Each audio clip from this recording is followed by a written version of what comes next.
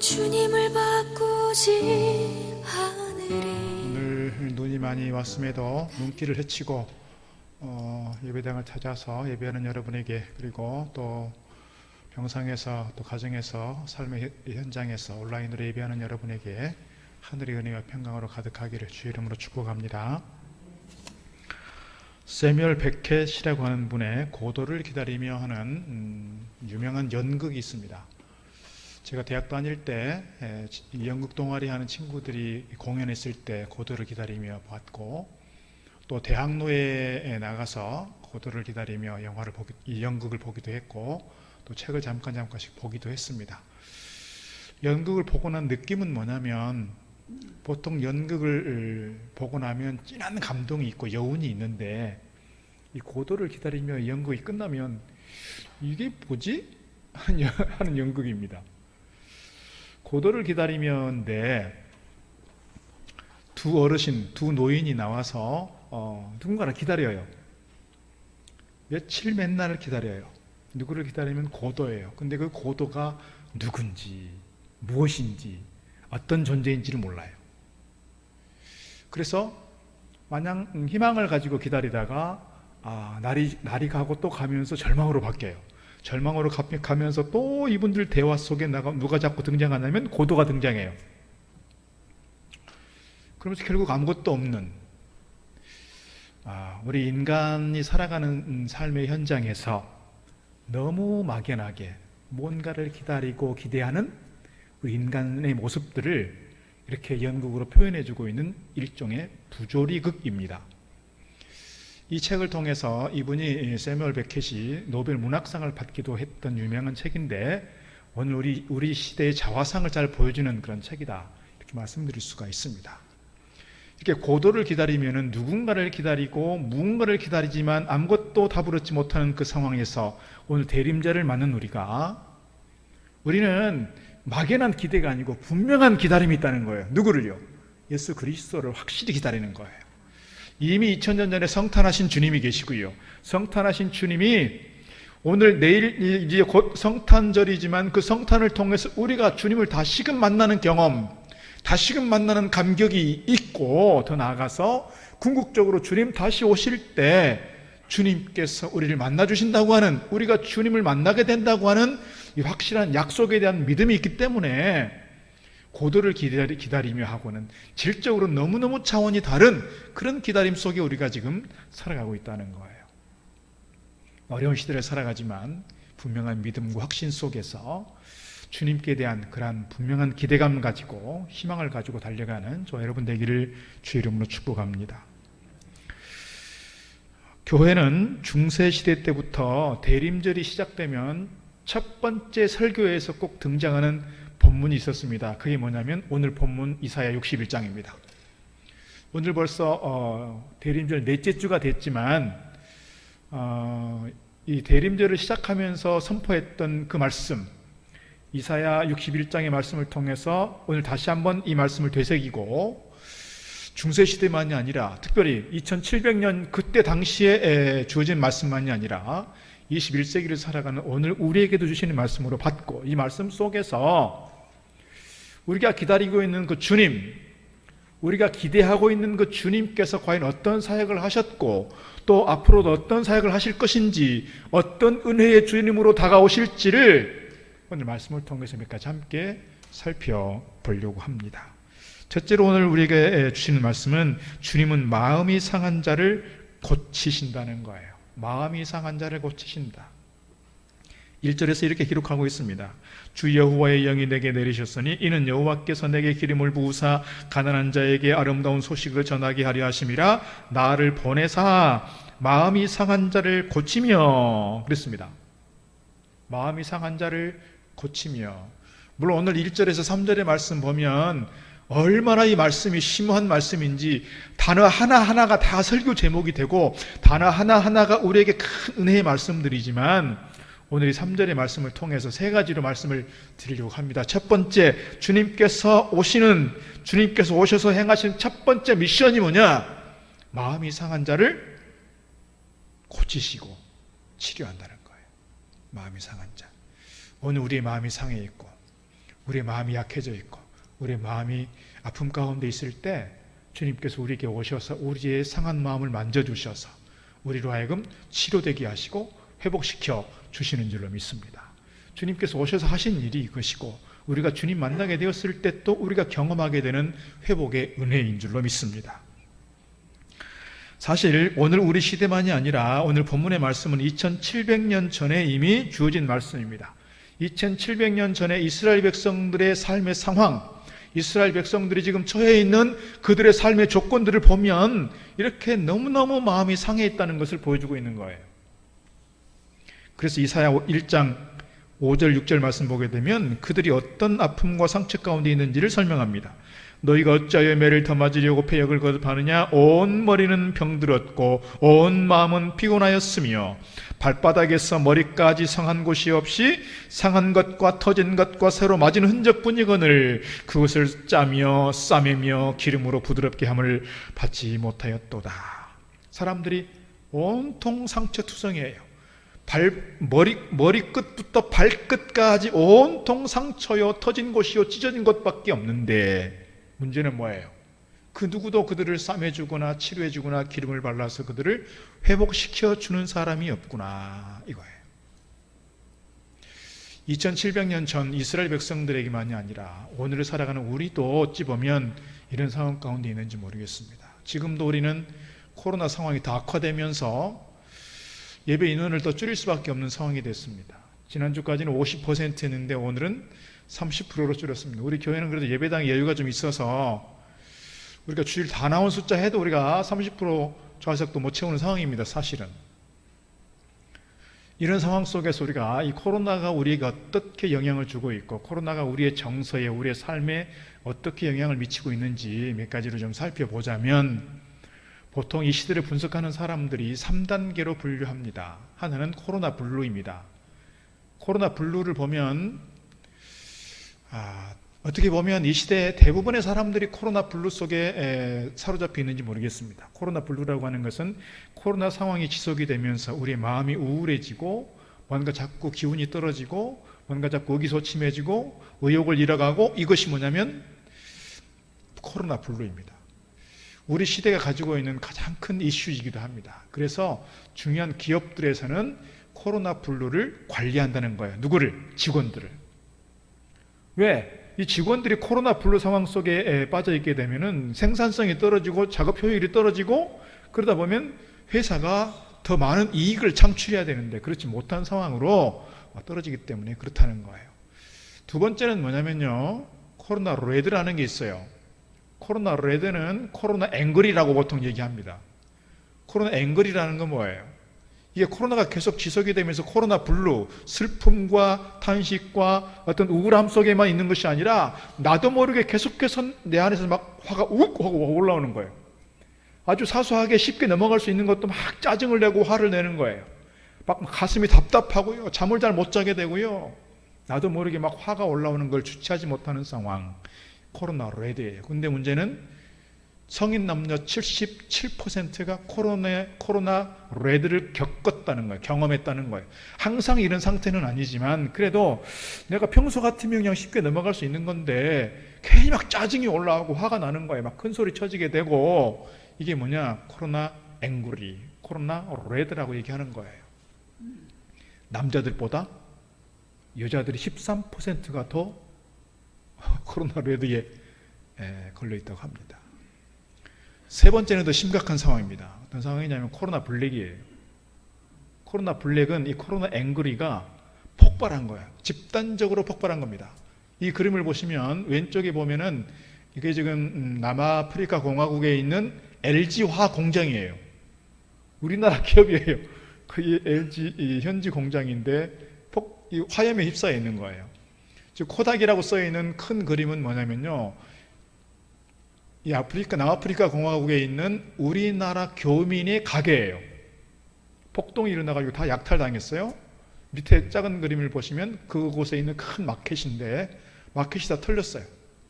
폭동이 일어나가지고 넘겨보시면 뉴스거리가 됐잖아요. 이렇게 큰 공장들이 LG만이 아니라 삼성도 그렇고요. 우리나라 기업들이 여러 곳에서 털렸어요. 방화가 일어나고 약탈이 일어나고. 또 넘겨보시면 이게 남아공만 그런 것이 아니고요. 네덜란드가 이렇게 폭동이 일어났습니다. 이게 지난달인가 저지난달인가 일어난 일입니다.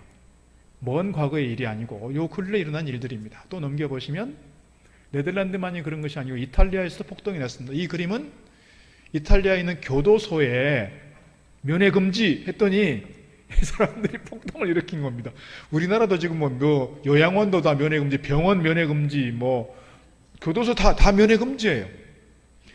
우리나라는 그래도 면회 금지해도 막 누가 가서 막 데모를 한다거나 폭동을 일으킨다거나 막 유리창을 깨뜨리거나 이런 일들은 없잖아요. 우리나라는 그래도 이 국민성이 되게 보면 좀 순종적이다 그럴까요? 좀 이렇게 온화한 그런 어떤 국민성 때문에 그런지 모르겠습니다. 이 이탈리아만 그런 것이 아니고 콜롬비아에서 그렇고요. 독일이나 영국이나 프랑스나 이태리나 이런 곳에서 종종 계속해서 터지고 있는 문제가 뭐냐면 코로나 블랙이에요. 견딜 수 없어서 무엇을 못 견뎌요? 일단 코로나 상황이 되니까 지금도 우리는 어제부터 몇 명이에요? 4명이에요. 4명 이상 밥을 가지고 먹어요. 또 백신 접종을 안 맞은 사람들은 식당 가서 혼자 밥을 먹어도 식당에서 받아주지 않는 경우가 많아요. 그러다 보니까 이게 계속해서 우리 어떤 자유로웠던 삶의 상황 속에서 너무 많이 제한이 되는 거예요. 자유가 박탈당하는 거예요. 통제되는 거예요. 그러다 보니까 우리 어떤 통제된 것만이 아니라 더 나아가서 뭐가 문제예요? 우리의 경제적 상황이 많이 어려워졌어요. 우리 교인들 중에서도 제일 많은 업종을 가진 분들이 주로 소상공인들입니다. 자영업 하시는 분들입니다.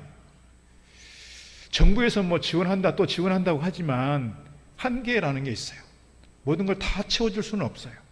어쨌거나 가게를 하시는 분들은 다 심리적으로 너무너무 위축되어 있어요.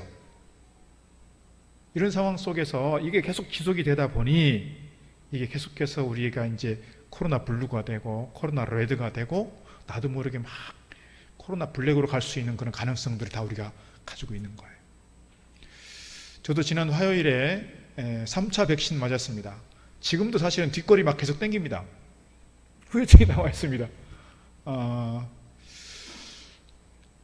1차 때는 거의 뭐 증상 없이 넘어갔고 2차 때는 하루 반 정도 몸살 기운이 있었고 3차 때는 갈수록 세지는 건지 잘 모르겠습니다. 하여튼 막 이 통증이 심해졌고 여기 옆구리에 막 멍어리가 잡혀서 이렇게 막 힘들었고 몸살기 계속 오고 막 뒷골 땡기고 옆에도 오고 막 머리가 아프고 이런 일들이 제가 겁을 들이는 게 아니고 견딜만 합니다. 그래도 할 수 있으면 3차까지 다 맞을 수 있으면 좋겠습니다. 물론 신체적 몸의 상태가 뭐 이렇게 백신 맞으면 예방주사를 맞으면 어려운 분들이 간혹 계시더라고요. 보니까 부득이하게 못 맞는 그런 경우도 있지만 웬만하면 지금 우리의 코로나 상황 속에서 유일한 대안이 백신 맞는 것밖에 없잖아요.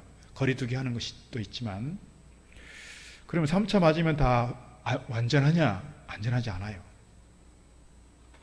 안전하진 않아요. 다 돌파 감염됩니다. 그런 점에서 3차를 맞더라도 마스크는 써야 하고 사회적 거리는 잘 지켜야 하고 방역 수칙은 잘 지켜가야 되는 것이 지금 우리의 상황인 것 같긴 합니다. 어쨌거나 지금 이 코로나 블루와 코로나 레드 이 상황 속에서 우리가 빨리 이것이 종식이 되고 이것이 멈춰줘야 우리의 삶이 좀 달라질 수 있고 우리가 좀 예배가 일상이 회복될 수 있겠구나 그런 마음이 있습니다. 그런 점에서 기도하면 좋겠다 그런 마음이 있습니다. 중요한 건 뭐냐면 지금 우리의 어떤 코로나의 상황 속에서 누가 우리의 마음을 만져주느냐는 거예요. 누가 우리의 마음을 여러분 이렇게 우울해진 이 마음들이 코로나가 끝나면 금방 회복이 될까요? 쉽지는 않을 것이라고 생각합니다. 우리가 정말 신앙적으로 이런 상황 속에서 우리가 누구를 찾아가고 무엇을 찾아가는 것이 아니라 정말 이 대림절에 또는 이 성탄절에 임하시는 주님을 만나지 않으면 주님께서 우리 마음을 만져주시지 않으면 주님께서 우리 마음을 회복시켜 주시지 않으면 우리의 이 상한 마음들이 어디 가서 치료받겠느냐 그런 얘기예요. 주님 안에서 치료받고 회복되는 저와 여러분 되기를 주의 이름으로 축복합니다. 이사야 42장에 보니까 이렇게 말씀합니다. 상한 갈대도 꺾지 않으시고 꺼져가는 등불도 끄지 아니하신다 주님 말씀하고 있습니다. 갈대는 갈대요, 잡초예요. 그 잡초가 꺾어졌어요. 상했어요. 그런데 그렇게 보잘것없는 버릴 것밖에 없는 아무 존재 가치가 없는 그 상한 갈대조차도 주님은 버리지 아니하시고 하신다는 거예요. 어쩌면 우리의 모습들이 그런지 몰라요. 세상적으로 볼 때 존재감이 없어요. 유명세도 없어요. 우리가 별로 내세울 것도 없어요. 그러나 약하디 약한 우리를 향해서 주님께서 내가 너와 함께하겠다. 내가 너를 지명하여 불렀다. 너는 내 것이다. 너는 소중한 백성이다. 사랑받는 존재다. 왕같은 제사장이라고 불러주시고 우리 한 사람 귀하게 여겨주신다는 거예요. 세상에서 어찌 보면 우리는 존경받거나 인정받지 못한 사람들일 수 있어요.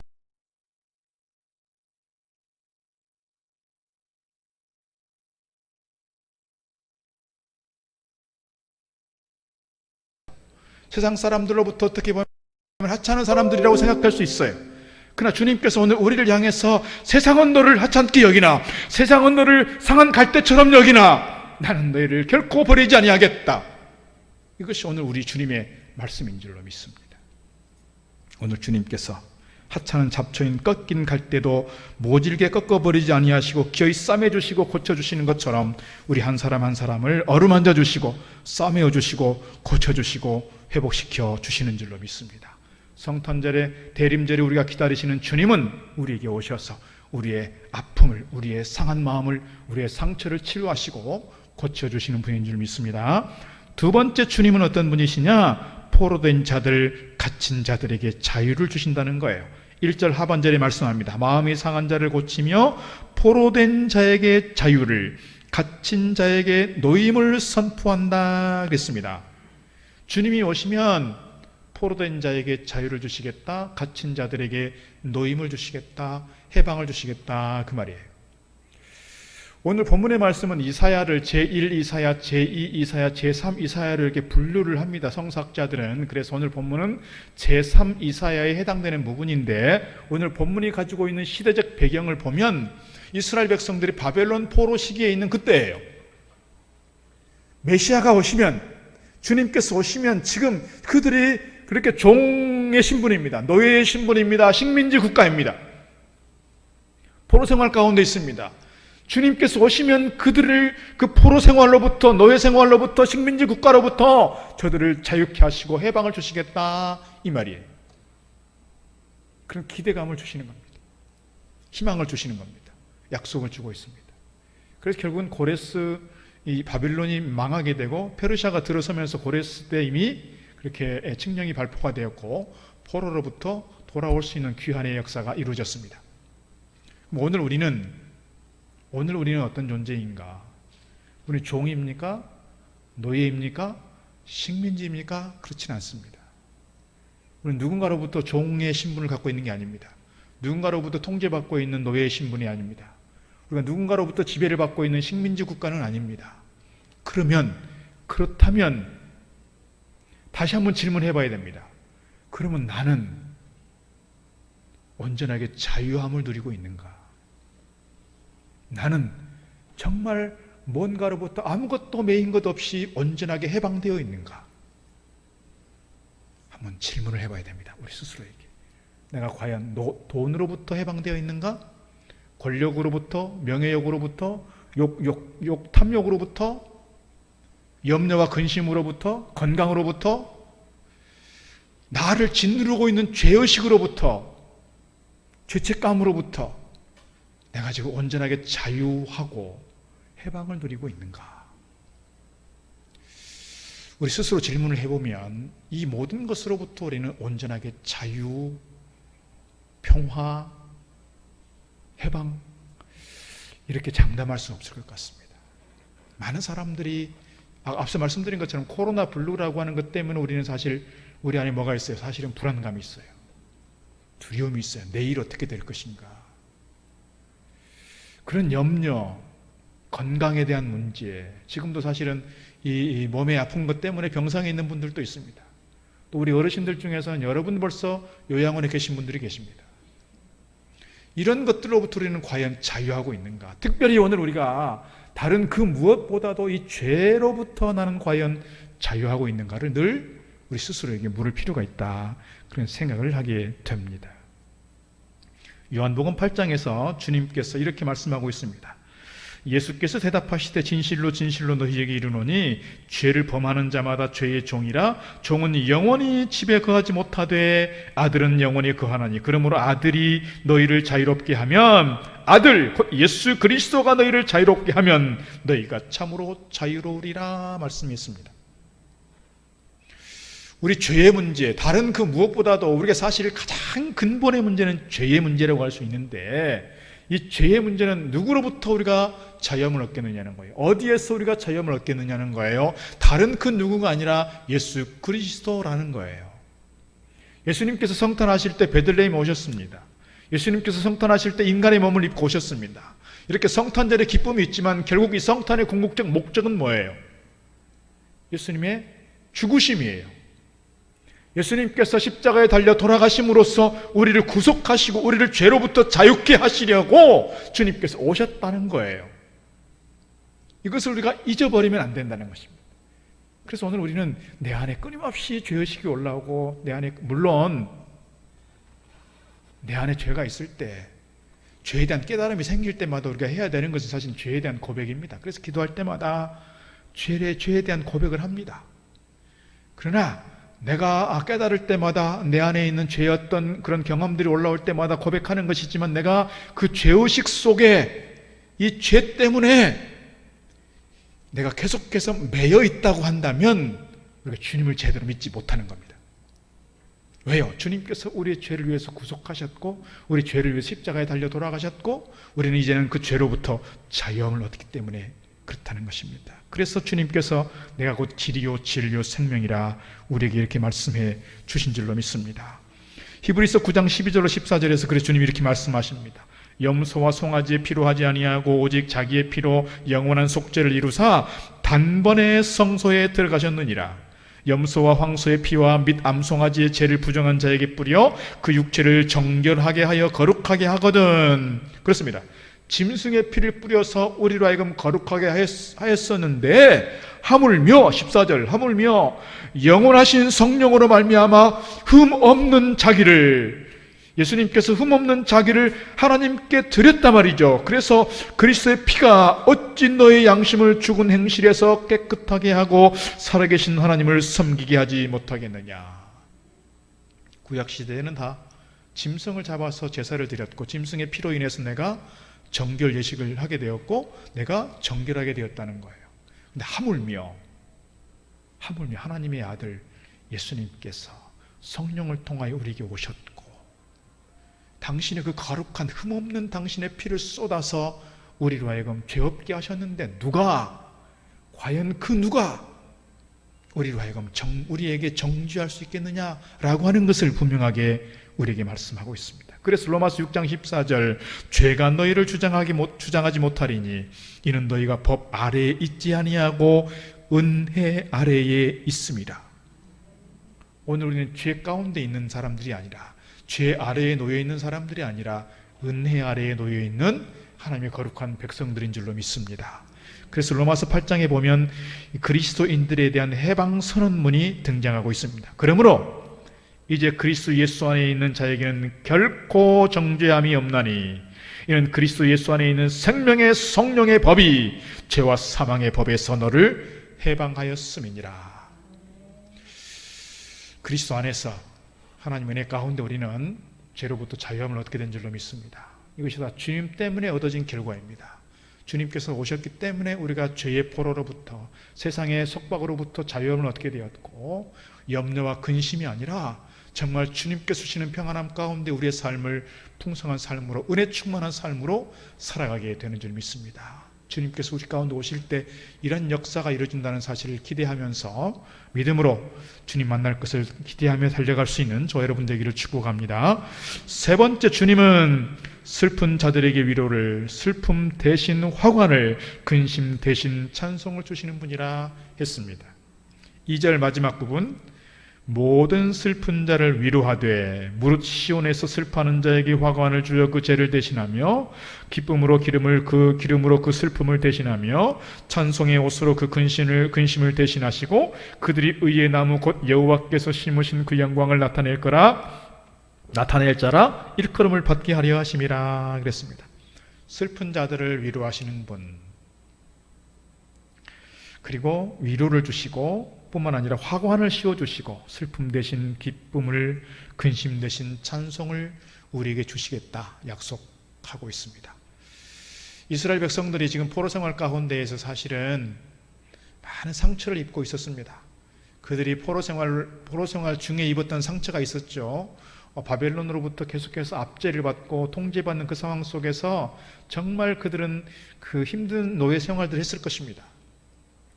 그래서 이제 기대를 안고 포로에서 돌아오게 되었으니 정말 희망을 가지고 예루살렘으로 돌아왔습니다.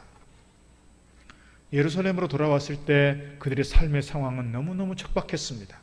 황폐했습니다. 더 나아가서 사실은 이스라엘 백성들이 겪고 있는 이 슬픔과 이 상처는 다른 것으로부터 얻은 것이 아니라 결국은 사람들 때문에 얻었던 상처가 크다는 거예요.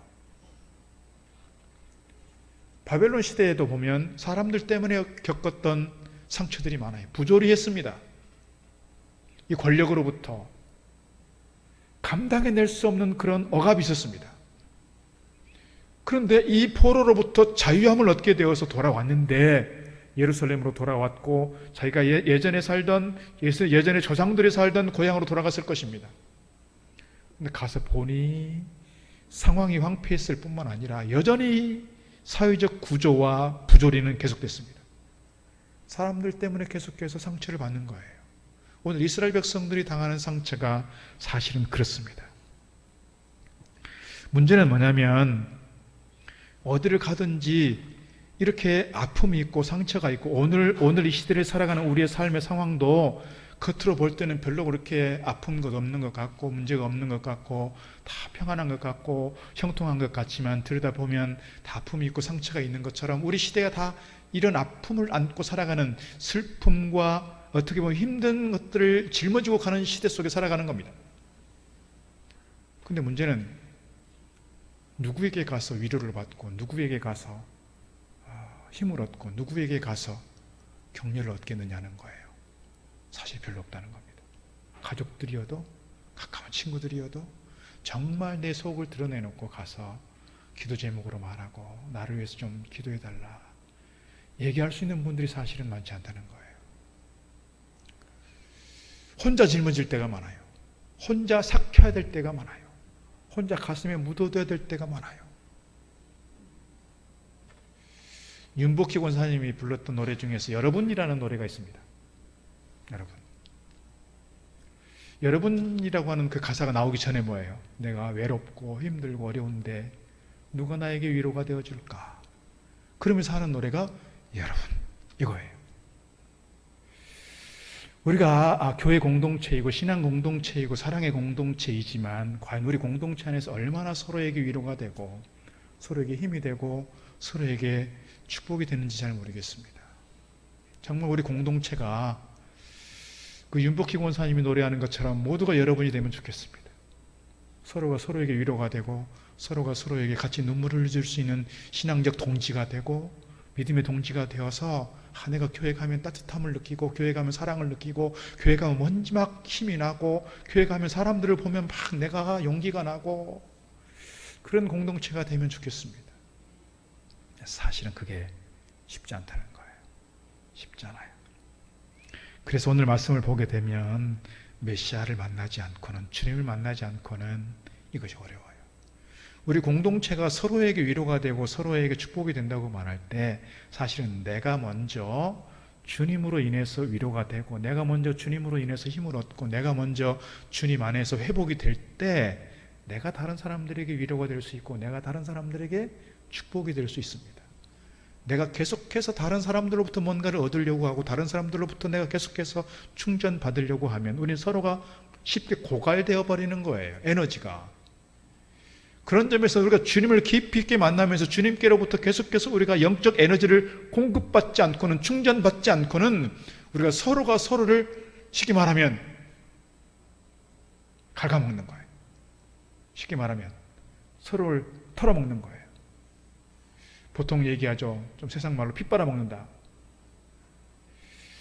내가 계속해서 남들에게 뭔가를 좀 공급해주고 내가 가지고 있는 은혜를, 내가 가지고 있는 그 하나님의 은사를 함께 나누면서 영적 에너지를 같이 공급할 수 있기 위해서는 뭐예요? 내가 주님을 깊이 있게 만나고 주님 안에 섰는 그 영적 에너지가 충만해야, 그래야 내가 다른 사람들에게 위로가 될 수 있고 내가 다른 사람들에게 힘이 될 수 있다는 거예요. 그런 점에서 우리가 주님께로부터 오는 영적 에너지로 충만해서 우리의 삶이 고갈된 삶이 아니라, 영적 고갈을 경험하는 것이 아니라 넘치는 은혜 속에서 우리 공동체를 아름답게 세워가고 아름답게 축복을 나눌 수 있는 저와 여러분 되어지기를 주의 이름으로 축복합니다. 주님께서 오실 때 대신이라고 하는 말씀을 하고 있습니다. 대신, 죄를 대신해서 화관을 주신다 그랬습니다. 죄는 뭡니까? 아무것도 없는 상태예요. 다 타버리고 없는 거예요. 그런데 아무것도 타버리고 없는, 아무 존재감이 없는, 어떻게 보면 가장 사회적으로 밑바닥 같은 내 모습 속에서 그 누구에게도 자랑할 것 없는 내 같은 존재를 주님께서 나에게 화관을 씌워주시겠다. 화관. 슬픔을 대신해서 기쁨으로 기름을 부어주시겠다 말씀하고 있습니다. 그리고 근심을 대신해서 찬송의 옷을 주시겠다 말씀하고 있습니다. 근심은 뭡니까? 절망을 의미하는 것이고요. 절망 대신 찬양의 옷을 입혀주신다라고 하는 것, 상처를 통해서 하나님의 영광을 나타낼 수 있도록 도와주신다라고 하는 것, 그 까닭은 성령의 기름 부으심 때문이라고 오늘 말씀하고 있습니다. 주님께서 의사라 그랬습니다. 의사. 우리가 보통 말하는 의사는 전문성을 가지고 있는 의사들이 있고요. 보통 사람들이 말하는 또 돌팔이 의사가 있습니다. 돌팔이 의사는 제대로 의학적 지식도 없으면서 함부로 막 사람들 몸을 만지고 뭔가를 치료하려고 하고 민간요법을 통해서 뭔가 막 자꾸 하려고 하는 것들이죠. 그러다가 문제가 생기면 결과에 대해서 책임지지 못하고, 이런 것들이 돌팔이죠. 주님께서는 돌팔이 의사가 아니라 정말 최고의 의사라는 거예요. 최고의 의사. 모든 의학적 지식을 가지고 있는, 더 나아가서 주님은 어떤 분입니까? 주님, 우리가 인간으로서 경험할 수 있는 모든 것들을 다 경험했습니다. 탄생 때부터 가장 인생의 밑바닥 인생으로 오셨습니다. 가난하게 되셨습니다. 낮은 자로 오셨습니다. 온갖 핍박을 당하셨고 수모를 당하셨고 고초를 겪으셨고 그런 일들을 겪으셨습니다. 그래서 우리가 인간으로 살아가면서 경험하게 되는 여러 가지 어려운 삶의 환경들을, 여러 가지 인생의 밑바닥 경험들을 주님께서 하셨기 때문에, 주님께서 체휼하셨기 때문에 누구보다도 우리의 마음을 알아주시고 우리의 처지를 이해해 주시고 공감해 주시고 그 마음 가지고 우리를 만져주시기 때문에 그 누구보다도 주님은 훌륭한 의사시고 최고의 의사다, 이렇게 말씀드릴 수가 있습니다. 살아가다가 삶에 상처가 있고 아픔이 있고 힘든 삶의 고난들이 있을 때 우리가 그렇게 좀 고백하면 좋겠습니다. 하나님께서 이런 고난의 과정을 통해서 잘 감당하고 나면, 잘 극복하고 나면 이것이 나에게 연단이 되고 훈련이 되어서 나중에는 정말 나와 같이 힘들고 나와 같이 어렵고 나와 같이 고난을 겪는 사람들을 위해서 내가 좀 그들을 축복하고 그들을 위해서 기도하고 그들을 좀 섬기는 일을 하도록 하나님 나를 지금 훈련해 가시는구나, 연단시켜 가시는구나, 나를 지금 세워가시는 중이구나, 그런 고백들이 좀 있으면 좋겠습니다. 주님께서 그런 과정들을 다 겪으셨다는 거예요. 주님께서 그런 과정 겪지 않으셔도 다 아시는 분이에요. 하나님이시잖아요. 그럼에도 불구하고 인간의 몸을 입고 이 땅에 오셨고 십자가에 달려 돌아가시기까지 우리 인생들이 겪을 수 있는 그 험한 과정들을 다 겪으시면서 체휼을 하셨고, 그 주님께서 지금 오늘 우리 가운데 오셔서 우리의 약한 마음들을 만져주시고 상처를 치료하시고 슬픔을 기쁨으로 한숨을 찬송으로 바꾸어 주시는 줄로 믿습니다. 우리가 이 성탄을 기다리는 것은, 이 대림절을 지키는 것은 그런 의미가 있다는 거예요. 성탄의 주님께서 우리에게 오셨을 때 우리에게 이러한 회복의 역사가 있구나, 우리를 죄의 속박으로부터 포로된 그 무엇인가로부터 내가 자유함을 얻게 될 것이구나, 나에게 슬픔이 있을 때 슬픔이 슬픔으로 끝나는 것이 아니라 탄식으로 끝나는 것이 아니라 기쁨과 감사와 감격으로 바뀌어지게 된다는 것을 우리가 확실히 믿고 달려갈 때 성탄절의 의미가, 또는 대림절의 의미가 우리에게 있는 줄로 믿습니다. 사랑하는 성도 여러분, 우리가 코로나19로 인해서 고통하고 아파한 만큼, 또 손해를 보고 불이익을 당하기도 하고 어려움을 당한 만큼 주님께서 오늘 우리를 이것을 통해서 성장하게 하고 성숙하게 하고 훈련시켜 가시는 줄로 믿습니다. 과거 어느 해보다 더 간절하고 더 절실한 심정으로 주님의 성탄을 고대하면서 주님 약속하신 치유와 회복의 은총을 듬뿍 누릴 수 있는 성탄절과 이 대림절 될 수 있기를 주의 이름으로 축복합니다. 기도하겠습니다. 하나님 아버지 감사합니다. 대림절 넷째 주일에 성탄을 기다리면서 주님 오심을 기다리면서 주님이 어떤 은혜를 품고 주님의 약속을 기대하며 나아가는지 오늘 말씀 통해서 보았습니다. 상처 입은 영혼들을 고치시고 치료하시고 슬픔을 탄식을 기쁨과 찬송과 감격과 영광으로 바꾸신다고 하는 믿음을 가지고 뿐만 아니라 주님 만나게 될 때 포로된 그 무엇인가로부터, 내가 억압되어 있는 그 무엇인가로부터, 내가 무엇인가에 갇혀 있는 그것으로부터 참 자유함을 얻게 된다는 것을 다시 한번 깨닫습니다. 주님, 우리의 약한 마음들을 어루만져 주시고 고쳐주시고 치료하여 주시옵소서. 간절히 사모하고 기다리오니 주님, 저희 영혼들을 불쌍히 여겨주시고 저희 가운데 성령의 충만한 은혜 부어주셔서 저희 심령들이 주님 손에 만져짐을 받게 하시고 치유와 회복을 경험하게 하시고 이 코로나 이후에도 아버지 하나님 우리의 삶이 주인의 가운데 능력 있는 삶으로 세워질 수 있도록 도우시고 축복하여 주시옵소서. 코로나 블루, 코로나 레드, 코로나 블랙의 시대를 살아가고 있습니다. 하나님, 저희들이 그럼에도 주님이 계시기에, 주님께서 우리를 만져주시기에 희망이 있고 소망이 있는 줄 믿습니다. 주님, 저들의 삶 가운데 늘 동행하여 주시고 주님 의지하면서 믿음으로 이 어려운 과정들을 잘 감당해내며 승리의 길을 달려갈 수 있는 저희들 되도록 주님 축복하여 주시옵소서. 예수님 이름으로 기도드리옵나이다. 아멘. 주님을 바꾸지 않으리. 다른 어떤 은혜 구하지 않으리. 오직 주님만이 내 삶의 도움이시니 주의 얼굴 보기 원합니다. 나 무엇과도 주님